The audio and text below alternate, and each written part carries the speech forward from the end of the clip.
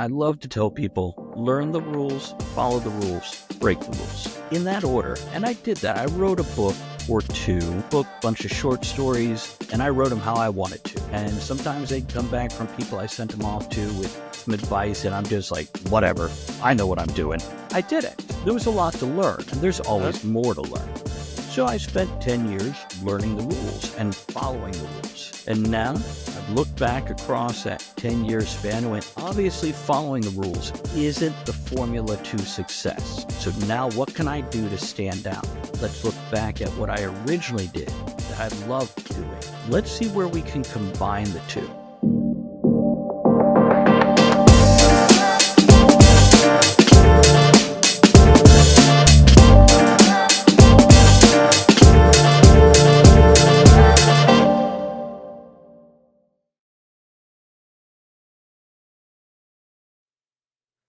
Hello, everyone. We are live. This is your host, Michael Yerby with the most, as in Roku Podcast Network, here today on Unfiltered Fridays. And you know, we like to go live with beautiful and wonderful guests who have a story to tell, who just want to hang out and relax. So we got Travis here with us. He loves sci-fi fantasy. He's a wonderful podcast host and of many podcasts, actually, an author, voice actor, and we're just going to get into the grind with him and just talk about resilience, self-development, and all of the above. So, hey, this is going to be one episode for the ages. So get ready, buckle up, and let's have a good time, okay? All right, let's go, people. So, Travis. Yes, Michael. Start this off. I always like to ask the question, like, who are you? Who am I? Yes. I'm the guy that stands in the background and watches everybody and observes them and then has stories either because they're going to talk to me and tell me their story, or I'm going to watch them and put the pieces together to create a story of my own for them. I'm the guy that likes to tell everybody else they're doing great. And that comes across in all the work I've done, whether it's podcast, books, or live speaking engagements, whatever. The important thing to me is to help other people enjoy life, find their own meaning, their own purpose, their own value. Because once we're all doing that, we tend to get along and help each other, and that's a beautiful thing. Very true. So what made you like that? What made you have that type of philosophy? And when did it really come together and click for you? It's a great question. And I think it's one of those things, I've always been wired this way. Now that we're in an era, when I was coming up, we didn't have a lot of the things we have words for now. Even ADHD wasn't a thing. And autism wasn't a thing. And I'm pretty sure I'm on that spectrum somewhere. Because I've always been a friend to everybody. And if I see anybody who's outside of the group, I try to bring them in. It's just in my wiring. In second grade, I never got out of that mindset of wanting to play with everybody on the playground, especially if they look like they don't have friends, because we all want that, right? Just a little friendship, just a little fun, and to do our thing and have somebody maybe to do it with. And by the way, in the intro, you mentioned resilience. I want to get back to that at some point in time in our discussion, because that's something 2024 was, it was a bully.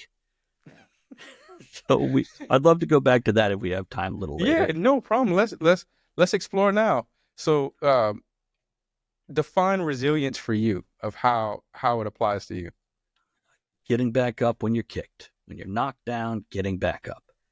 And you know, I've had that all my life. It's I never knew when to quit, and I've had a life philosophy of you do not fail until you quit, because there's always a chance of success if you don't give up. And 2024, it was a mean little sucker. I thought I was doing good, and then I started looking at things. My son got in a motorcycle accident, hit head on by a truck. I had a hard drive crash with 18 books on it that I was looking to publish last year. My wife went through very serious surgery. There was just one thing. My cat died. So many things, one after another. that, well, when you get one thing, you're like, I handled the thing. When you get like 3 or 5 at a time, you're like, okay, come on, what's going on here? Yeah. And it took a lot of this ripped away my personal identity, especially the hard drive with those books and those podcasts.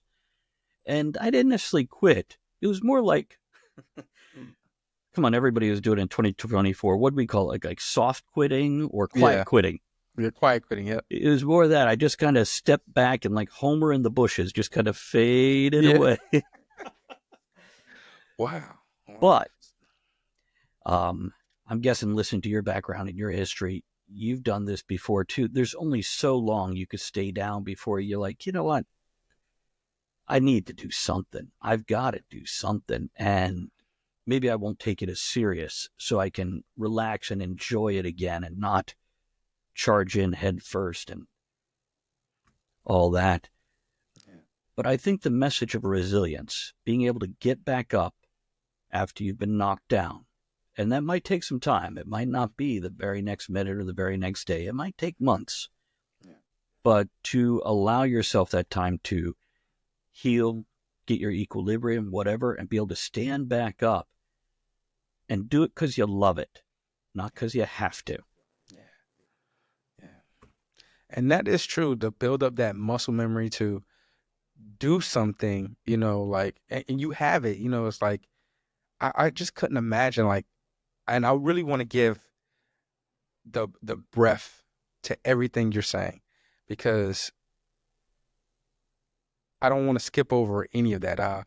You're talking about your son who in an accident. Did he survive? Yes. Actually, that's all a perfect ending for anybody who's on the edge of their seat about that. He had a GoPro running when the truck swerved into his lane. He only broke 2 bones in his forearm. Okay. So, and that's horrible. Yeah. But out of all the things he could have had happen, he was also wearing full protection, jeans, biker boots, a jacket with the spine protector. He had all the right things. And he went through a cast and a little bit of trouble. But if you're going to have that experience, he had kind of the upper good way to go experience in that.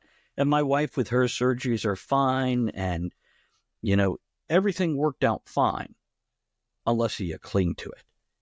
If you're somebody who clings to, oh, something bad happened, instead of looking for the next thing that you can look at as good, then, oh, it's horrible and I'm a broken person. But I just can't do that. I got to look for the next thing and stand back up, dust off, and find something to make me smile and take that trauma in my life and just use it to build. Use it to build. It's crazy that some people use their struggles, their hardships, as like a badge of honor to consistently tell people that, look at me, look at the things I went through, and this is why I'm this way, as an excuse. Why is it that you, especially with 4 things happening in 2024 like that, didn't take that time to make an excuse, but you just took the time to make yourself, I guess, available to it, recognize it, and then from there you was like, okay, it's time to get back. What's in you that do you think other people really need to hear so that they can let go of whatever they're holding on to? Choice. You have to make a choice, a conscious choice. I may be wired this way, but it gets to a point that you have to choose. Look, I've been broken. Am I going to walk with my scars, or am I going to lay down? Because a body of motion stays in motion. A body at rest stays in rest. I have, like we all do, things that we went through that physically hurt my body. I got bad knees. But if I do a workout, which is more physical therapy, but if I do that, those knees work better. They might still hurt, but they don't hurt as bad as if I didn't do anything. And that's the same for the non-physical stuff also. I lost this huge part of me. I lost 25 years of family pictures that were digital because I've been taking them since 97, 98. So I lost that chunk of my history. and all this other stuff. But I can make new memories. And also, how often do we look at our old photos? Almost never. We remember them here, not on the page or on the computer screen. Yeah. And how much TV do you watch, or how much scrolling on your phone do you do through social media? I do a good amount. I don't think you do as much of the other people. We were talking about your background and your education and what you do. And I'm hearing you like to keep busy. You like to accomplish things. This podcast alone is living, moving proof that you like to do something besides scroll or click. Very true. And that's the same for me. I can't, besides on the rare kid, don't get me wrong. If I'm not feeling well, put in that favorite movie and get that comfort food and bundle on the couch with the cats. But if I am feeling well, if I sit there and play a video game all day, there comes a point after 1 day or 2 days, I'm like, I got to do something. I got to have something to show for it.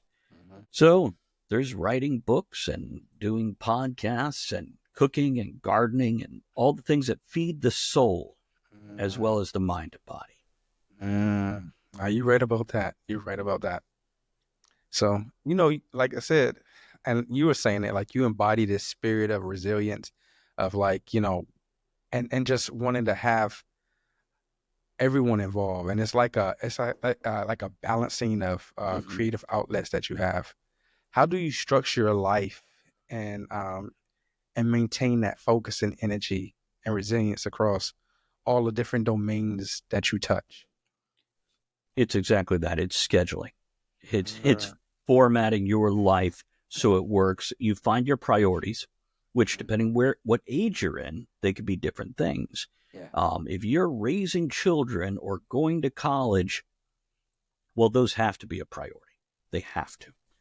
And if they're not a priority, then maybe it's better for you and whoever else involved if you separate from that so they can get that attention they need, whether it's a career, somebody you're in a relationship with or whatever. But yeah, you actually structure it. And the important thing is you can go, I've got this time for my kids. I've got this time for my job. I got this time to sleep. I'm going to do this. I'm going to do this. Make sure, please, please, please, make sure you have time to do nothing. I don't mean go catch a movie and eat dinner. That's not nothing. I mean being where you're at that very moment, watching the wind blow the leaves or the cars zip by if you're in the city, and just letting your mind float. Not even necessarily wander. We all get stuck on wandering. Look at how many people have trouble falling asleep. Yep. But if you could learn that trick of shutting your mind down and just being in the moment. You got one buddy. He loves to go camping. So for 2 days, he disconnects from the world. And there's no point in worrying about things when you've got your tent or whatnot set up. You just get to be you and be with those couple of people you chose to be around. You don't got to worry about that phone bill or a job Monday. And if you do, you're crazy. What are you doing? You're camping. Calm down. And that's it. It's you structure where you can, but you make sure you have time to be with yourself, even if that means other people are around. And that time doing nothing, it really helps you focus when you are doing something. So you said schedule though, like a lot of people that I have run into that I try to coach and mentor and different things of that nature, they always keep saying like, I'm a creative type, and since I'm so creative, it's hard for me to schedule because it seems so boring. And I'm like, well, what's the alternative? Right. So what did you find that helps you schedule that time where you need to get all your stuff done? Self-discipline. That's all there is to it. It's I wanted to make a thing. I have to sit down to make the thing. If I don't, it's not going to get done. And if I do it when I feel like it, there's always an excuse to not do that thing. I have a meme I love sharing with people. It says, what do you get when you cross a writer with a deadline? A very clean house. Yeah. And it's true because it's so, when you got to do that thing, you're like, well, let me just put these dishes away. Let me just make the bed. I'm going to do some, look, I'm scrubbing the toilet. What am I doing? Yep. I'm on my knees scrubbing the toilet instead of going and doing whatever creative thing you want to do. So I look at my schedule. What has to happen? I have to go to work. I have to get sleep. I have to eat. I have to spend time with my wife. Those are 4 things I have to do. And she's super understanding and very supportive of when I spend time away from her, because we're in the same house and everything. So, it's easy for her to walk in and flick me in the ear and need attention. So we're good. But I work 12-hour shifts. Well, 12 hours out of the house, 10-hour shifts, but it's an hour drive each way. When I get home, after I get up and get ready and cook and all this, if I want to get 8 hours sleep, which isn't most nights, I have like 2 hours to do something, which means I could watch a movie or a couple episodes of a show or spend time in the bathroom scrolling through my phone. That's 2 hours, right? That's 2 hours, I think. Or I can write. Yeah.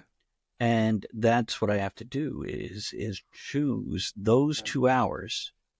I'm going to write, and I'm going to sit down, and I live stream my writing, by the way. You do? Yeah.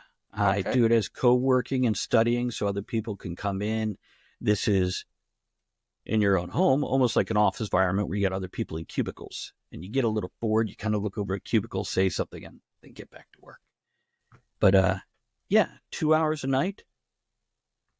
If you can write 500 words every night in 2 hours, in a month, you got 15,000 words, right? Am I doing my math right there?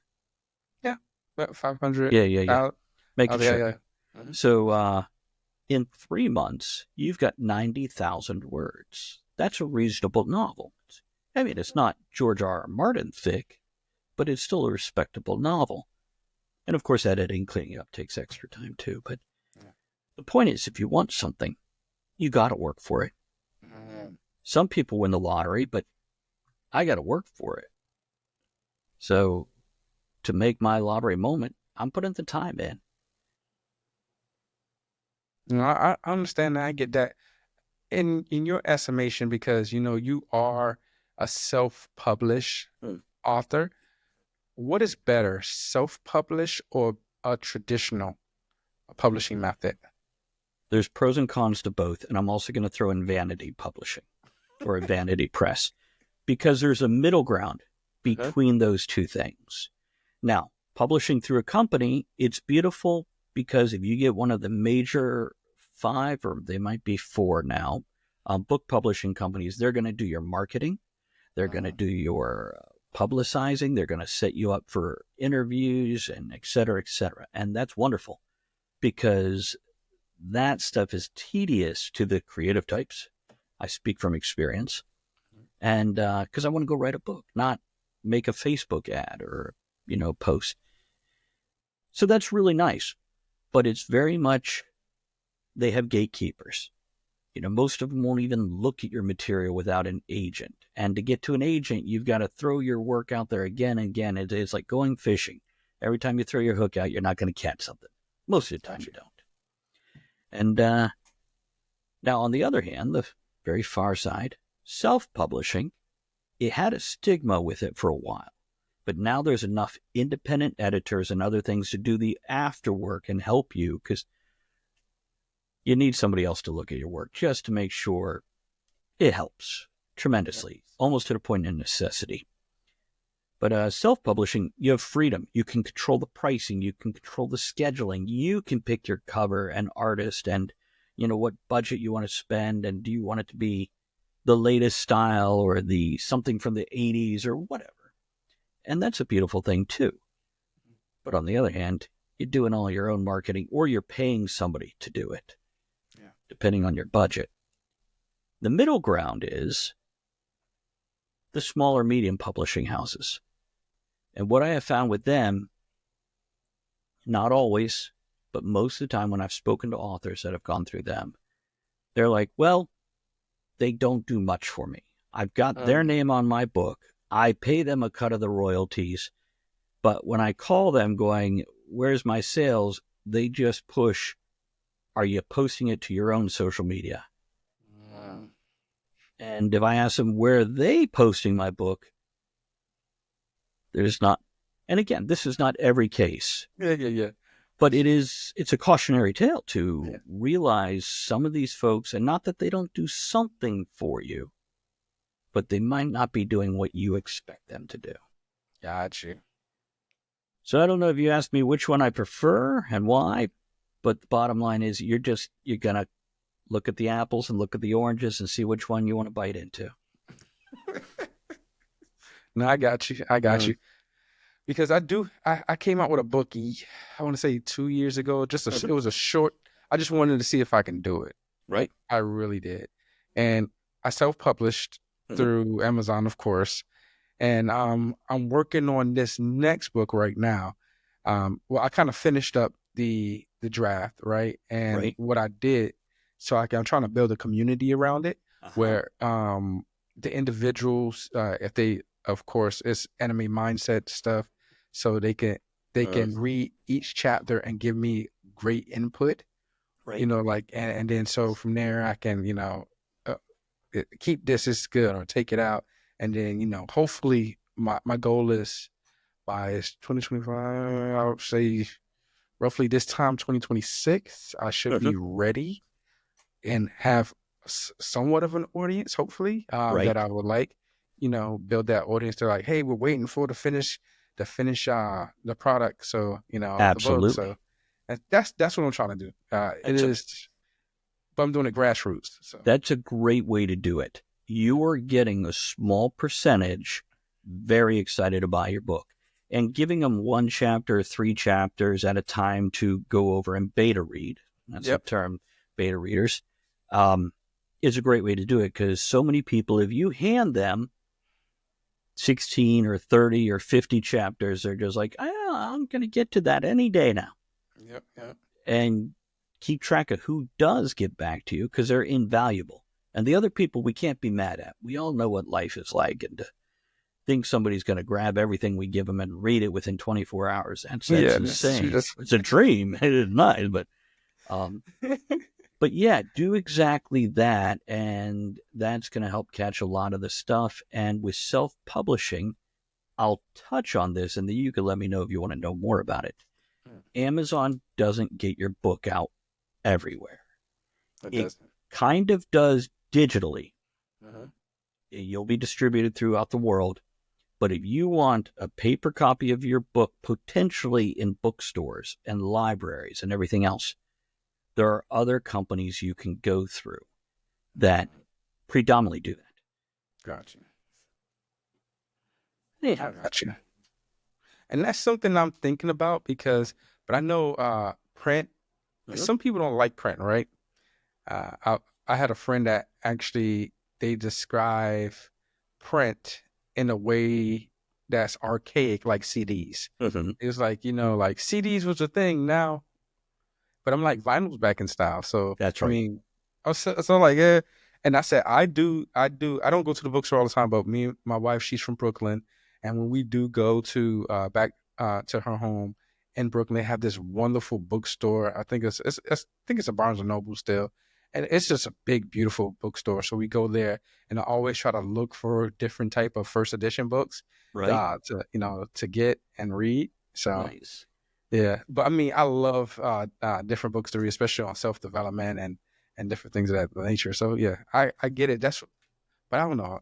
I'm kind of, I guess, I'm stuck in my ways. So pros and cons. I'm with you. There is I love audiobooks. I mentioned those long days I have to put an audiobook on and read a book while I'm working all day long. I love that. Yeah. And I like to sit down with a paper book and flip through it, and they look really good on my shelves. Yeah. So I also have a huge collection of DVDs and Blu-rays. I love physical medium because I own it. I can't bring a digital copy of a movie or a book and hand it to you. Go, Michael, you got to check this out. It's great. Oh, no, I own it. Wait, the company shut down. I don't own anything. Yeah. So there's something to be said for physical media, and convenience on the other side. There's something for that too. Pick what you like, enjoy it. Yeah. Right. Right. Right. Question for you. You said you had 18 books. Gosh, sorry about that. That it's no longer with us. 18 stories. You written across different genres like sci-fi, fantasy, and I thought sci-fi and fantasy was the same thing. It's actually not. It's like vastly different, especially as you explore those worlds, right? And then I think you did what steampunk as Mhm. well. So what is that about? Like, and what are the principles in that storytelling, in each storytelling that you find um, dynamic and creative? Okay, I've published 44 books, looking towards 50. Um, Sci-fi and fantasy often have bleed over. If you imagine a Venn diagram, they definitely have overlap. I've also done self-help. I've done nonfiction. I've done horror. Steampunk is nothing more than science fiction, Okay. but it's set in a Victorian era, and instead of using nuclear power, you're using steam power. Oh, okay, okay. By the way, did you know we had electric cars in 1880? No, I didn't. Yeah, yeah. So I don't know whether they decided it was a bad idea or money is king, and if the internal combustion engine companies had more money, other Yeah. people would disappear. But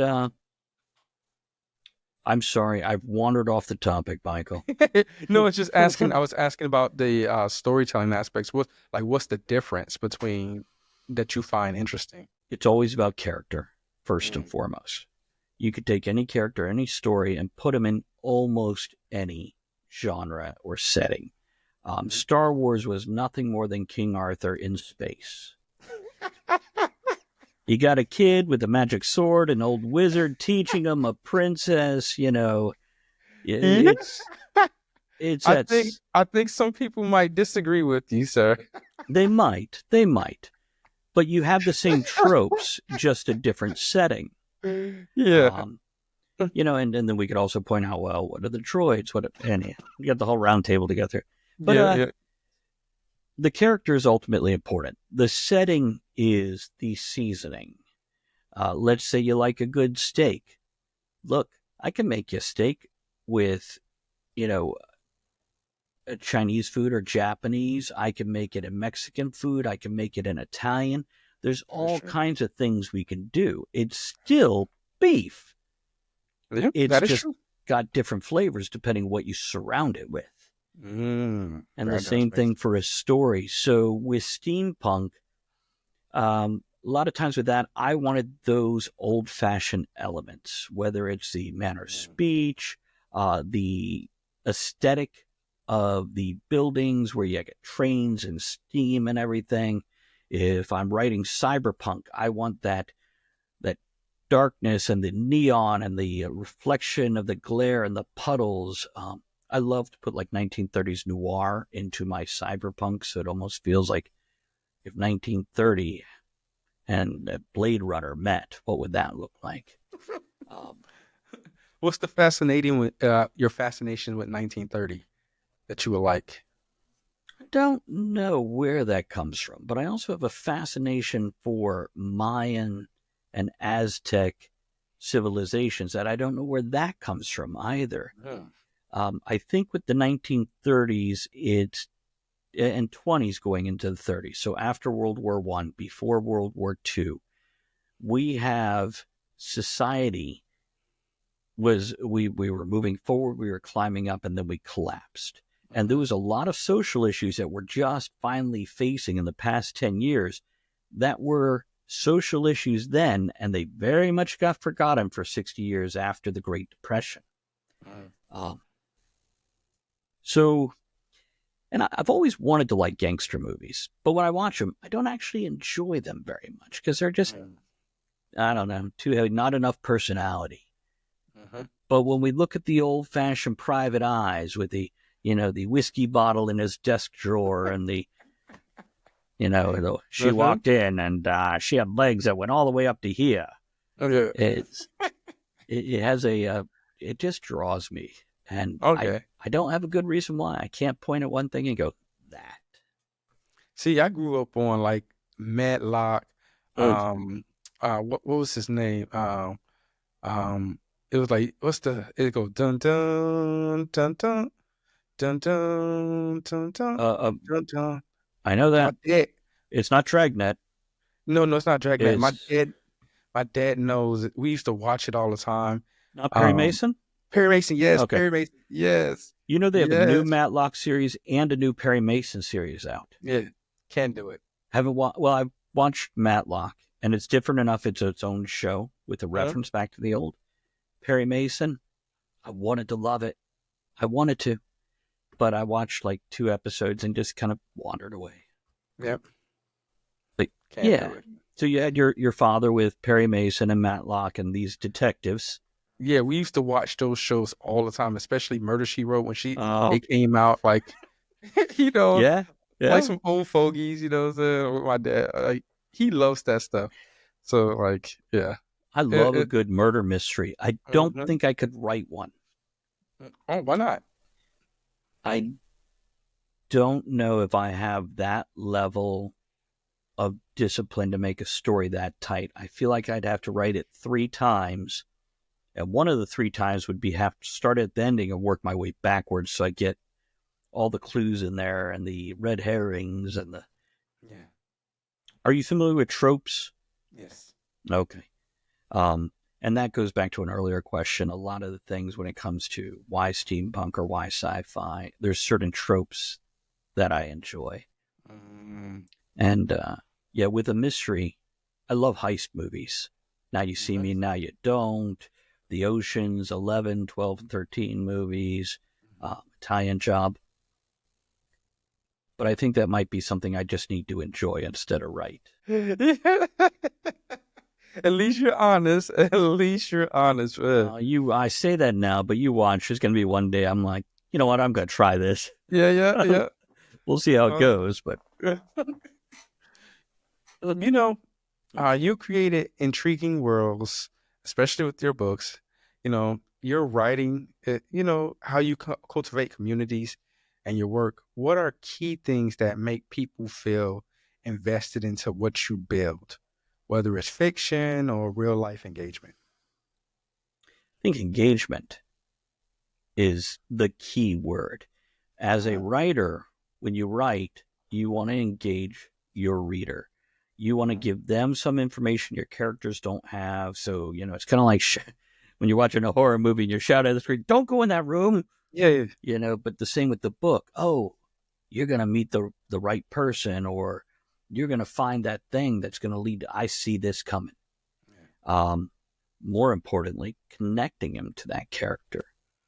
And a lot of, especially independent authors, indie authors, people are like, you got to keep it moving, you got to keep it moving, you got to keep it moving. Mhm. Keeping it moving is wonderful, but you have to connect them to your character also. And showing them how normal that character's life is in the beginning of your story. And then this crazy thing happens, and this very normal person is pushed in that direction or runs in that direction or whatever. That boring part is what allows your reader to relate, because maybe they understand, getting up for work again. Oh, there's that person I'm nervous to talk to, whether, it's because we're going to fight or whether I got a crush or whatever. And in a real community, it's making people heard. Yeah. That doesn't mean listening to them for 45 minutes while they tell you all about their childhood. It might mean that sometimes, Mhm. but it's just, I see you, I hear you, Mm, and I'm interested in you. And now there's a bond of somebody gives a damn. And that means a lot. My wife will go around work and just hand out little stickers, little stupid stickers, you're doing great today, whatever.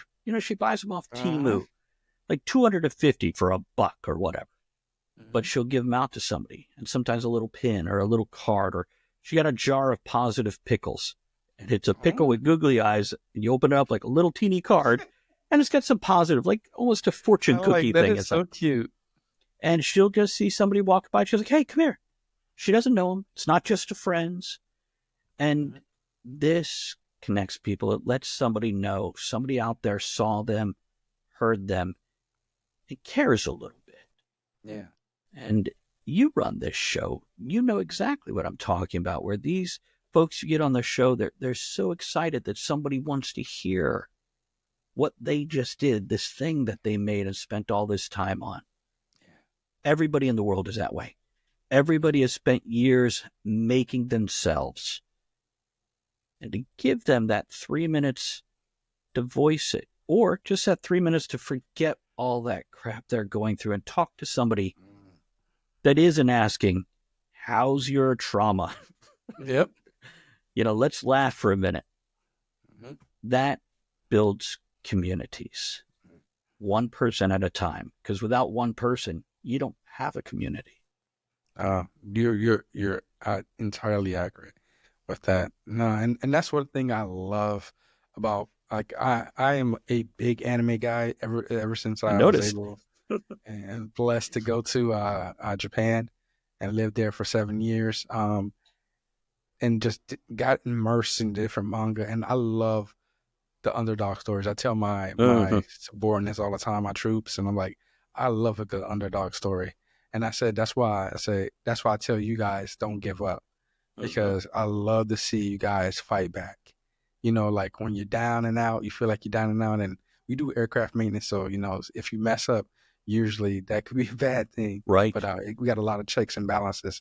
So usually a lot of people, when you're doing work, especially on these aircraft, you have to be very meticulous, very disciplined. Making mistakes cause a lot of issues.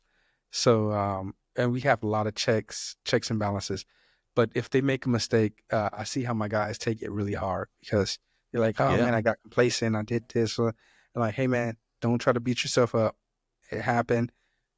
You ain't nothing you do to change it now, but how you move forward now is gonna define you. That's right. And and so I told myself, I love a good comeback story. So come back stronger. See, that's the resilience right there. Just being able to get back up, and you take your lumps, learn from them, and you move forward. And hopefully you avoid that next time. True. Because you learned. So with you doing so many different books, I do got a question. Like, many creators that I know struggle with balancing their artistic visions with making a living. Have you ever had or has it been made difficult for you between the two, and how to navigate that balance? Absolutely. Did I mention I have a day job? So you did? There we go. Here's what I've learned. I've always been I love to tell people, learn the rules, follow the rules, break the rules, in that order. And I did that. I wrote a book or two, bunch of short stories, and I wrote them how I wanted to. And sometimes they'd come back from people I sent them off to with some advice, and I'm just like, whatever, I know what I'm doing.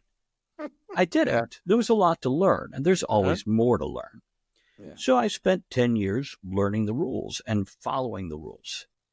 And now I've looked back across that 10-year span and went, obviously following the rules isn't the formula to success. So now what can I do to stand out? Let's look back at what I originally did that I loved doing. Let's see where we can combine the two. And I'll tell you a couple stories. Are you a big reader, Michael? Yes. Okay. Now, I used to hate reading before, but yes, now. You ever read any Anne Rice, who did the Vampire Chronicles? No, I haven't. Okay, no. I'll talk about her in a moment, but you've heard of her. You know who I talk about. Yes. Vampire Lestat, etc. Okay. Stephen King, you heard of that guy? Love that guy. Okay. Here's a couple things. By the way, Stephen King is so bad at endings, he makes fun of himself in his own books about his endings. Yeah. Stephen King also doesn't write an outline or any kind of notes for his books. He just, on the fly, puts down his book. A lot of his stuff rambles. Here's a character that's not actually important to you yank that whole thing out, it's not important to the story. Story's unaffected. That's a rule. It's got to be important to the story, otherwise you can't have it in your book. But here's Stephen King doing that with a handful of characters in every book he writes, It'll get you to fall in love with a character in 7 pages, and then it'll kill that character. And you're like, hey. Yeah. And it wasn't important to the story. It was just one more layer of the story. Anne Rice, now I've read a lot of her stuff, and I've reread it recently.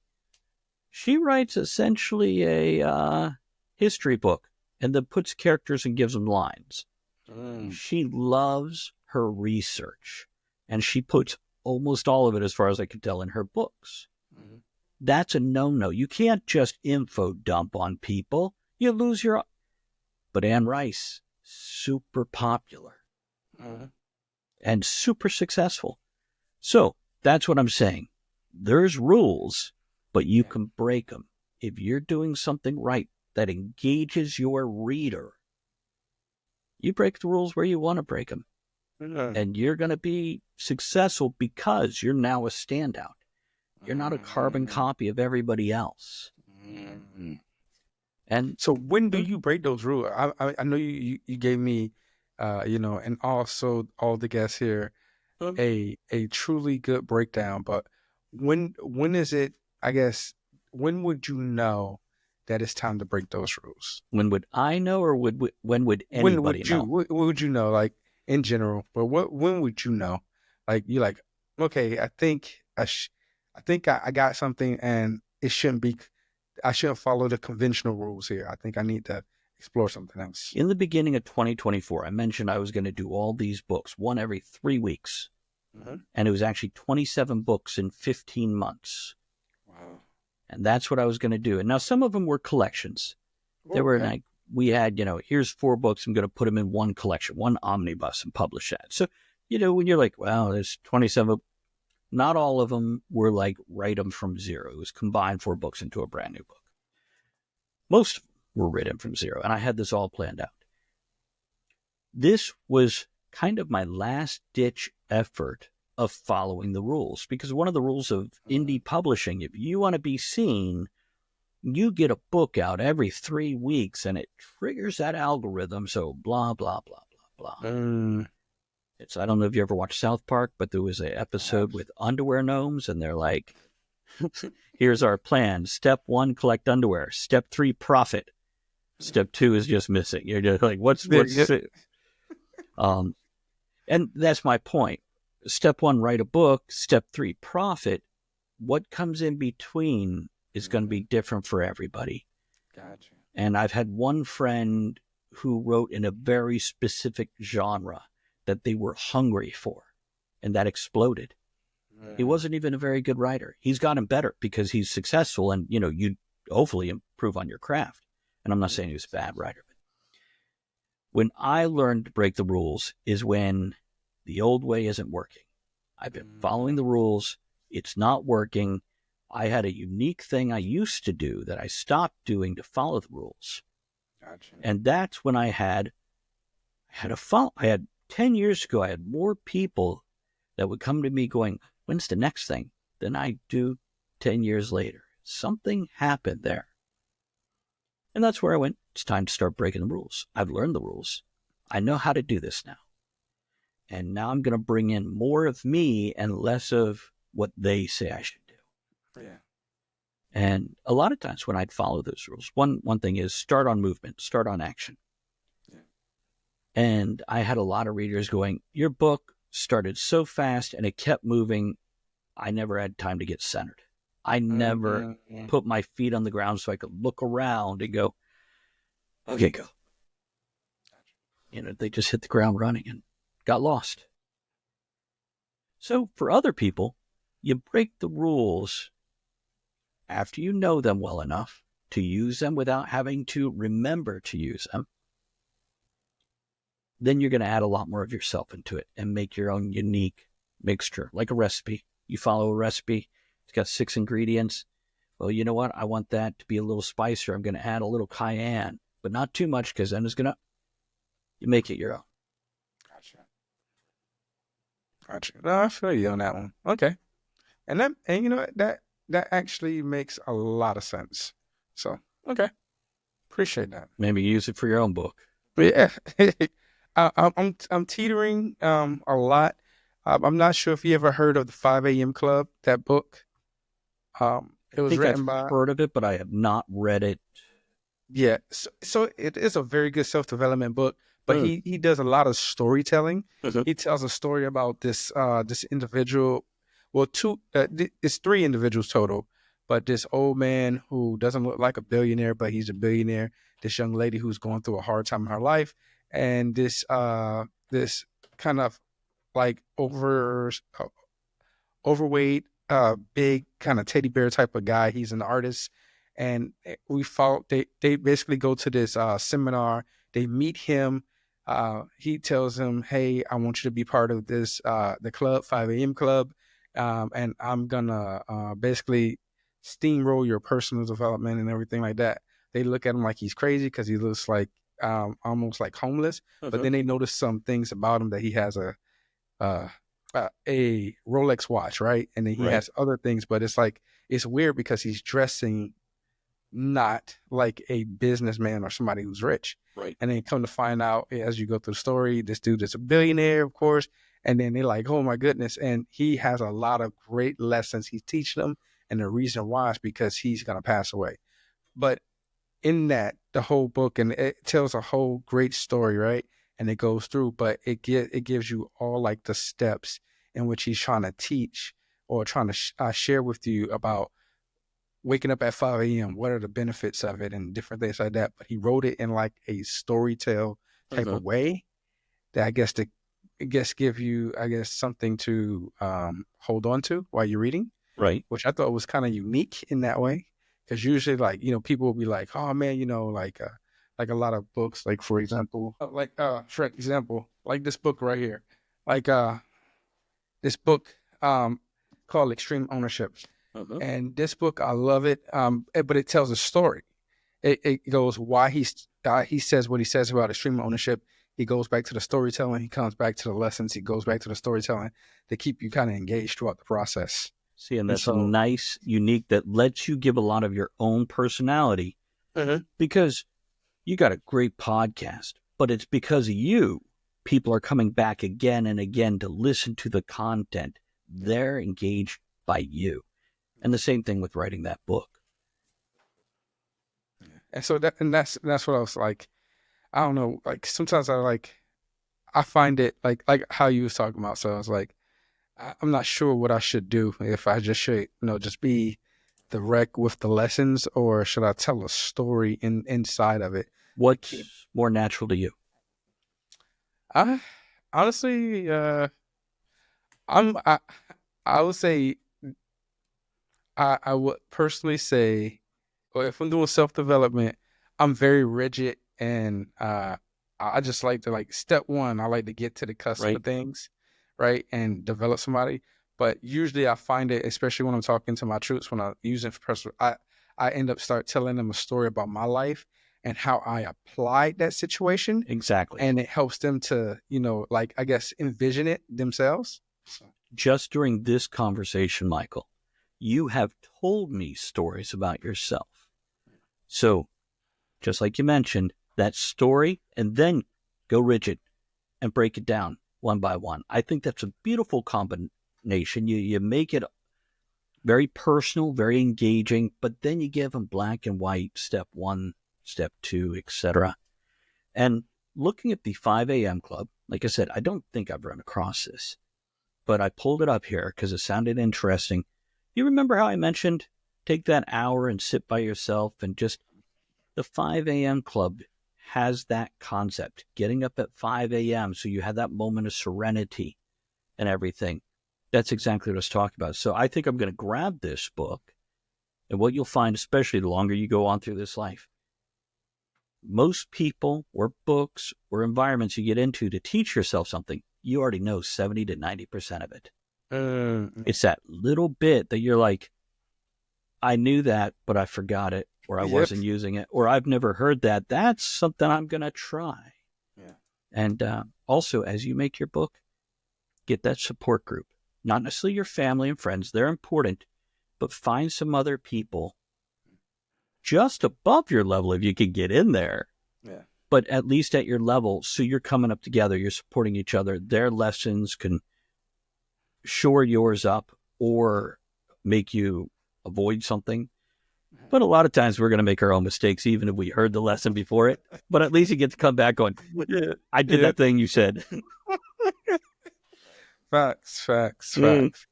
Well, we have reached the end of our podcast. So is it anything that the floor is yours, anything that you want to share with the guests, the people, to let them know to check out for, and also where to find you at?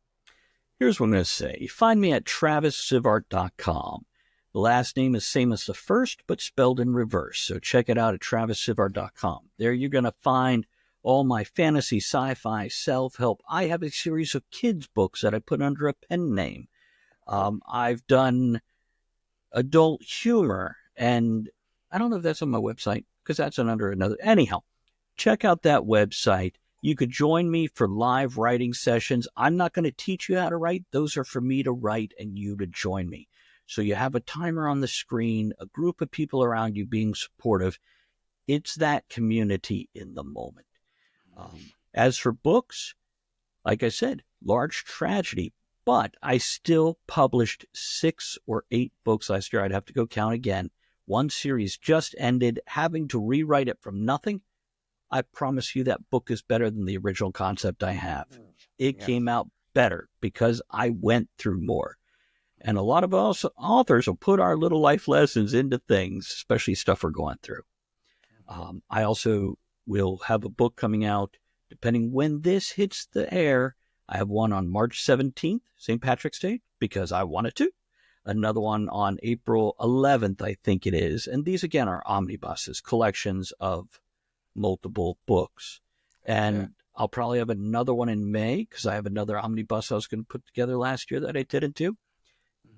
And then all the audiobooks will be following also because I narrate my own books and publish audiobooks. Well, you do have the voice for it. Well, thank you. I appreciate that. And that's it, Michael. Take over. Show us the door. Let's get this done. Well, thank you so much, everyone. Please go out, search this man. He is amazing, and be part of his running club. I need to be part of your running club just to see how you do things and hopefully get that, like you said, that wisdom, so I can actually write a bestseller hopefully one day. I'll be your wall you can bounce ideas off of. Yes, sir. Yes, sir. All right. Well, thank you guys for joining us live. Love you guys. Peace.